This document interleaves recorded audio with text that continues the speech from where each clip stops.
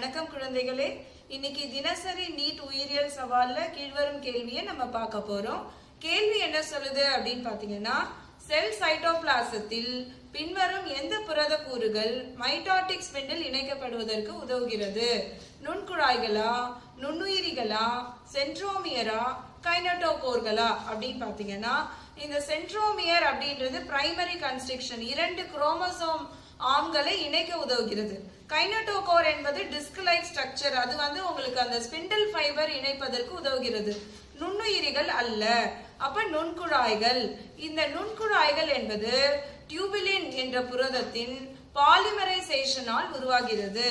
இது spindle fibre உருவாக்கத்திற்கு உதவுகிறது. அந்த ஸ்பிண்டில் ஃபைபர்கள் செல் பிரிதலின் போது முக்கிய வினை ஆற்றுகின்றன.